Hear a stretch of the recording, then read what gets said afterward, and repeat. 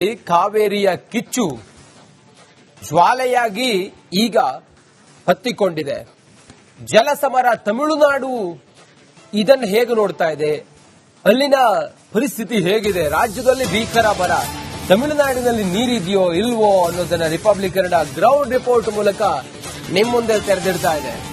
ತಮಿಳುನಾಡಿನ ಕೃಷ್ಣಗಿರಿ ಧರ್ಮಪುರಿಯಲ್ಲಿ Republic Kannada reality check ಮಾಡಿದೆ.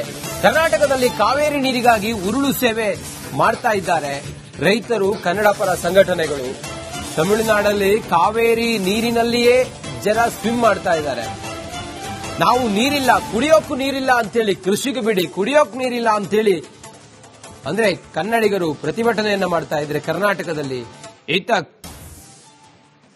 ತಮಿಳುನಾಡಿನಲ್ಲಿ ಹೇಗಿದೆ ಕೇಳಿದ್ರೆ ಕಾವೇರಿ ನೀರಿನಲ್ಲಿ ಸ್ವಿಮ್ಮಿಂಗ್ ಮಾಡ್ತಾ ಇದ್ದಾರೆ. ಕರುನಾಡಲ್ಲಿ ಮಳೆ ಇಲ್ಲ, ತಮಿಳುನಾಡಿನಲ್ಲಿ ನೀರಿನ ಸಮಸ್ಯೆಯೇ ಇಲ್ಲ. ತಮಿಳುನಾಡಿನ ಬಿಳಿಗುಂಡ್ಲುವಿನಲ್ಲಿ ರಿಪಬ್ಲಿಕ್ ಕನ್ನಡ ಗ್ರೌಂಡ್ ರಿಪೋರ್ಟ್ ಅನ್ನು ಮಾಡಿದೆ. ಚಿತ್ರಣ ಹೇಗಿದೆ ಅನ್ನೋದನ್ನ ರಿಪಬ್ಲಿಕ್ ಕನ್ನಡ ತೆರೆದಿಟ್ಟಿದೆ. ತಮಿಳುನಾಡಿನಲ್ಲಿ ನೀರಿನ ಕೊರತೆ ಇದೆಯಾ? ನೀರಿಲ್ಲದೆ ಜನ ಏನಾದ್ರೂ ಪರದಾಡ್ತಾ ಇದ್ದಾರಾ? ಕುಡಿಯೋ ನೀರಿಗೇನಾದ್ರೂ ಸಮಸ್ಯೆ ಇದೆಯಾ? ಕೃಷಿಗೆಲ್ಲ ಹೇಗಿದೆ? ನೀರು ಸಿಗುತ್ತಿದೆಯಾ ಇಲ್ವಾ? ಇದೆಲ್ಲವನ್ನ ರಿಪಬ್ಲಿಕ್ ಕನ್ನಡ ಗ್ರೌಂಡ್ ರಿಪೋರ್ಟ್ ಅನ್ನ ಮಾಡೋದಕ್ಕೆ ತಮಿಳುನಾಡಿನಿಗೆ ಹೋಗಿದೆ. ತಮಿಳುನಾಡಿನಲ್ಲಿ ನಾವು ವಾಸ್ತವ ಯಾವ ಸ್ಥಿತಿ ಅನ್ನೋದನ್ನ ನಾವು ತೆರೆದಿಟ್ಟಿದ್ದೀವಿ. ಕರ್ನಾಟಕದಲ್ಲಿ ಕುಡಿಯೋ ನೀರಿಗೂ ಕೂಡ ಹಾಹಾಕಾರ ಇದೆ ಕೆಲ ಕಡೆಗಳಲ್ಲಿ. ಹೀಗಿರುವಾಗ ತಮಿಳುನಾಡಿಗೆ ನೀರು ಬಿಡಬೇಕು ಅಂತ ಹೇಳಿದ್ದಾರೆ. ನಾವು ಆಗಲ್ಲ ಅಂತೇಳಿ ಹೇಳಿದ್ದಾರೆ. ನಮ್ಮ ರಾಜ್ಯದ ಸರ್ಕಾರ ಆಗಲ್ಲ ಅಂತೇಳಿ ಹೇಳಿದೆ. ಹೀಗಿರುವಾಗ ತಮಿಳುನಾಡಿನಲ್ಲಿ ಪರಿಸ್ಥಿತಿ ಹೇಗಿದೆ ಅನ್ನೋದರ ಬಗ್ಗೆ ಸತ್ತರ್ ರಿಯಾಲಿಟಿ ಚೆಕ್ ಮಾಡಿದ್ದಾರೆ. ಹೇಗಿದೆ ಹಾಗಾದ್ರೆ? ಹಳ್ಳ ಕೊಳ್ಳಗಳು ತುಂಬಿದೆಯಾ? ನದಿಗಳು, ಕೆರೆ ಕಟ್ಟೆಗಳು? ನಮ್ಮ ಸತ್ತರ್ ಗ್ರೌಂಡ್ ರಿಯಾಲಿಟಿ ಏನು ಅನ್ನೋದನ್ನ ತೋರಿಸಿದ್ದಾರೆ. ಬನ್ನಿ ನೋಡೋಣ. ತಮಿಳುನಾಡಿನ ಕೃಷ್ಣಗಿರಿ ಬೆನ್ನಲ್ಲೇ ಮತ್ತೊಂದು ಜಿಲ್ಲೆಯಲ್ಲಿ ಇವತ್ತು ರಿಪಬ್ಲಿಕ್ ಕನ್ನಡ ಗ್ರೌಂಡ್ ರಿಪೋರ್ಟ್ ಅನ್ನು ಮಾಡ್ತಾ ಇದೆ. ಸದ್ಯಕ್ಕೆ ನಾವು ತಮಿಳುನಾಡಿನ ಧರ್ಮಪುರಿ ಜಿಲ್ಲೆಯ ಒಗೇನಿಕಲ್ ನಲ್ಲಿದ್ದೀವಿ. ಇಲ್ಲಿ ನೋಡ್ತಾ ಇರಬಹುದು, ಇಲ್ಲಿ ಕೂಡ ಕಾವೇರಿ ನೀರು ಹರಿತಾ ಇದೆ. ಕಬಿನಿ, KRS ಆ ಭಾಗದಿಂದ ಬರ್ತಿರುವಂತಹ ಕಾವೇರಿ ನೀರು ಈ ಭಾಗದಲ್ಲಿ ಹರಿತಾ ಇರುವಂತದ್ದು.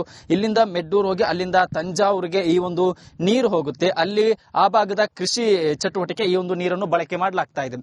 ಪ್ರಮುಖವಾಗಿ ಈ ಭಾಗದ ಜನರು ಕೊಟ್ಟಿರುವಂತಹ ಮಾಹಿತಿ ಪ್ರಕಾರ ಮುಂಚೆ ಇಲ್ಲಿ ನೀರಿನ ಹರಿವು ಜಾಸ್ತಿ ಆಗಿತ್ತು. ಇತ್ತೀಚೆಗೆ ಮಳೆ ಕೊರತೆ ಆಗಿರುವಂತಹ ಹಿನ್ನೆಲೆ ಇಲ್ಲಿ ನೀರಿನ ಪ್ರಮಾಣ ಕಡಿಮೆ ಆಗಿದೆ ಅನ್ನೋ ಮಾಹಿತಿಯನ್ನು ಈ ಭಾಗದ ರೈತರು ಇಲ್ಲಿರುವಂತಹ ಜನಸಾಮಾನ್ಯ ನೀಡ್ತಾ ಇರುವಂತದ್ದು. ಮೊದಲಿಗೆ ಅವ್ರನ್ನು ಕೂಡ ಮಾತನಾಡಿಸ್ಕೊಂಡು ಹೋಗೋಣ. ಸರ್, ಈಗ ಈ ಭಾಗದಲ್ಲಿ ನೀವು ಎಷ್ಟು ವರ್ಷದಿಂದ ವಾಸ ಮಾಡ್ತಾ ಇದ್ದೀರಿ? ಮತ್ತೆ ಈಗ ನೀರು ಇದು ಎಲ್ಲಿಂದ ಬರ್ತಾ ಇದೆ? ಇದು ಮುಂದೆ ಎಲ್ಲಿಗೆ ಹೋಗುತ್ತೆ ಇಲ್ಲಿಂದ ಅಂತ? ಇದು ಡ್ಯಾಮ್ ಹೋಯ್ತದೆ, ನೀರು ಮೇಲೆ ಹೋಗೋದು ರೋಡ್ ಹತ್ರ. ಇವಾಗ ನೀರಿಲ್ಲ, ಮಳೆ ಇಲ್ಲ. ಇದು ಕಾವೇರಿ ನೀರು. ಓಕೆ. ಇದು ಕೃಷಿಗೆ ಕುಡಿಯೋಕೆ ಇದೆ ಹೆಂಗೆ? ಕುಡಿಯಕ್ಕೆ ಹೋಯ್ತದೆ. ಎಲ್ಲಿ ರಿಫೈನ್ ಆಗುತ್ತದೆ? ಮುಂದೆ ಫಾಲ್ಸ್ ಹತ್ರ. ಅಲ್ಲಿ ರಿಫೈನ್ ಸೆಂಟ್ರೆ ಕುಡಿಯೋಕೆ ಹೋಗುತ್ತೆ. ಕೃಷಿ ಭೂಮಿಗೆ ಇಲ್ಲ. ಕೃಷಿ ಭೂಮಿ ಇದ್ರ ಕುಡಿಯೋಕೆ ಹೋಗೋ ನೀರು? ಕುಡಿಯೋಕೆ ನೀರು.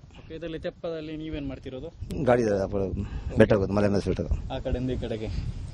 ಓಕೆ. ಇದು ಮುಂಚೆಲ್ಲ ನೀರು ಎಷ್ಟಿತ್ತು, ಈಗ ಎಷ್ಟಿತ್ತು ಇಲ್ಲಿ? ಮುಂದೆಲ್ಲ ಅಲ್ಲಿ ಮೇಲೆ ಹೋಗೋದು, ಬಂಡ ಹತ್ರ, ಮರ ಹತ್ರ.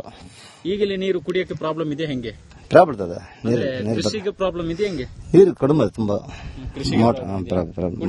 ಕುಡಿಯೋಕೆ ನೀರು ಕೊಡ್ತಾರೆ, ರಿಫೈನ್ ಮಾಡಿ ಕೊಡ್ತಾರೆ. ಸದ್ಯಕ್ಕೆ ಇಲ್ಲಿ ಕಾವೇರಿ ಮೋಟರ್ಗೆ ನೀರು ಸಾಲಲ್ಲ. ಓಕೆ. ನೋಡ್ತಾ ಇರಬಹುದು, ಈ ನೀರೇನಿದೆ ಇದು ಕಾವೇರಿ ನೀರಿದು. ಇದು ಕಲುಷಿತ ಆಗಿದ್ದರೂ ಕೂಡ ಇದನ್ನ ಶುದ್ಧೀಕರಣ ಮಾಡಿ ಈ ಭಾಗದ ಜನರಿಗೆ ಕುಡಿಯಲು ಕೊಡ್ತಾ ಇದ್ದಾರೆ ಅನ್ನೋ ಮಾಹಿತಿಯನ್ನು ಇಲ್ಲಿರುವಂತಹ ಇದೇ ಭಾಗದಲ್ಲಿ ವಾಸ ಮಾಡ್ತಾ ಇರುವಂತಹ ಜನರು ಕೊಡ್ತಿರುವಂತಹ ಮಾಹಿತಿ. ಒಂದು ಕಡೆ ಕರ್ನಾಟಕದ ಮಂಡ್ಯ ಸೇರಿದಂತೆ ಹಲವೆಡೆ ಹೋರಾಟ ಆಗ್ತಾ ಇದೆ, ಪ್ರತಿಭಟನೆ ಆಗ್ತಾ ಇದೆ. ನಮಗೆ ನೀರು ಬೇಕು, ನಮಗೆ ಕುಡಿಯಲು ನೀರು ಬೇಕು ಅನ್ನೋ ಹೋರಾಟವನ್ನು ಆ ಭಾಗದ ರೈತರು ಮಾಡ್ತಾ ಇದ್ದಾರೆ. ಮತ್ತೊಂದು ಕಡೆಯಲ್ಲಿ CWMA ಮೀಟಿಂಗ್ ನಲ್ಲಿ ಚರ್ಚೆ ಆದಂತೆ ತಮಿಳುನಾಡಿಗೆ ನಿತ್ಯವೂ ಕೂಡ 3,500 ಕ್ಯೂಸೆಕ್ ನೀರು ಬಿಡಬೇಕು ಅಂತ ಅಲ್ಲಿ ಕೂಡ ಚರ್ಚೆ ಆಗಿ ಅದಾದ್ಮೇಲೆ ಅದು ಶಿಫಾರಸಾದಂತಹ ಹಿನ್ನೆಲೆ ಇದೀಗ ನೀರಿಗೆ ಕುಡಿಯಲು ಕೂಡ ಈ ಬಿಡಬೇಕು ಅಂತ ಚರ್ಚೆ ಆಗ್ತದೆ. ಮತ್ತೊಂದು ಕಡೆಯಲ್ಲಿ ಇಲ್ಲಿ ನೋಡ್ತಾ ಇರಬಹುದು, ಅಲ್ಲಿ ಆ ಒಂದು ನೀರಿನಲ್ಲೇ ಜನರು ಸ್ನಾನವನ್ನು ಮಾಡಿ ಎಂಜಾಯ್ ಅನ್ನು ಕೂಡ ಮಾಡ್ತಾ ಇರುವಂತದ್ದು. ಅಂದ್ರೆ ಒಂದು ಭಾಗದಲ್ಲಿ ಕುಡಿಯಲು ನೀರಿಲ್ಲ, ಮತ್ತೊಂದು ಕಡೆಯಲ್ಲಿ ಕೃಷಿ ಭೂಮಿಗೆ ಬೇಕಾದಂತಹ ನೀರಿಲ್ಲ, ಇನ್ನೊಂದು ಕಡೆಯಲ್ಲಿ ಅದೇ ನೀರಲ್ಲಿ ಜನರು ಸ್ನಾನ ಮಾಡಿ ಎಂಜಾಯ್ ಮಾಡ್ತಾ ಇದ್ದಾರೆ. ಇದು ತಮಿಳುನಾಡಿನಲ್ಲಿ ಕಂಡು ಬರ್ತಾ ಇರುವಂತಹ ದೃಶ್ಯ. ಈ ಒಂದು ವಿಚಾರ ಸಂಬಂಧಪಟ್ಟ ಹಾಗೆ ದೆಹಲಿಯಲ್ಲಿ ಕೂಡ ಚರ್ಚೆ ಆಗಿತ್ತು. ಅದಾದ ಬೆನ್ನಲ್ಲೇ ಸದ್ಯಕ್ಕೆ ಈ ಒಂದು ಮೊನ್ನೆ CWMA ಮೀಟಿಂಗ್ ಚರ್ಚೆ ಆದಂತೆ ನಿತ್ಯ ಕೂಡ 3,500 ಕ್ಯೂಸೆಕ್ ನೀರನ್ನು ತಮಿಳುನಾಡಿಗೆ ಬಿಡುಗಡೆ ಮಾಡಬೇಕಾಗಿತ್ತು.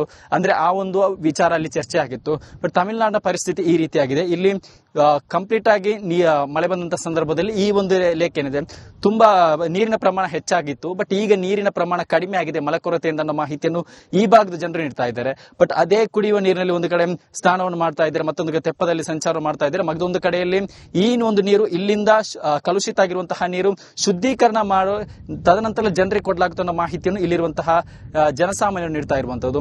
ಬಟ್ ಈ ಭಾಗದ ರೈತರನ್ನು ಮಾತನಾಡಿಸುವಂತಹ ಸಂದರ್ಭದಲ್ಲಿ ಇದು ಮ್ಯೂಚುವಲ್ ಆಗಿ ಕರ್ನಾಟಕ ಸರ್ಕಾರ ಮತ್ತು ತಮಿಳುನಾಡು ಸರ್ಕಾರ ಮ್ಯೂಚುವಲ್ ಆಗಿ ಒಂದು ಅಂಡರ್ಸ್ಟ್ಯಾಂಡಿಂಗ್ ಮಾಡಿ ಇದೊಂದು ನಿರ್ಧಾರಕ್ಕೆ ಬರಬೇಕು. ಅಥವಾ ತಮಿಳುನಾಡಿಗೂ ತೊಂದರೆ ಆಗಬಾರದು, ಯಾಕಂದ್ರೆ ಕರ್ನಾಟಕ ತೊಂದರೆ ಆಗಬಾರದು, ಒಂದು ಮ್ಯೂಚುವಲ್ ಅಂಡರ್ಸ್ಟ್ಯಾಂಡಿಂಗ್ ಬೇಕು ಅನ್ನೋ ಮನವಿಯನ್ನು ಕೂಡ ಈ ಭಾಗದ ರೈತರು ವ್ಯಕ್ತಪಡಿಸ್ತಾ ಇದ್ದಾರೆ. ಕ್ಯಾಮರಾ ಪರ್ಸನ್ ಮಂಜುನಾಥ್ ಜೊತೆ ಸತ್ತಾರ್, ರಿಪಬ್ಲಿಕ್ ಕನ್ನಡ, ತಮಿಳುನಾಡು.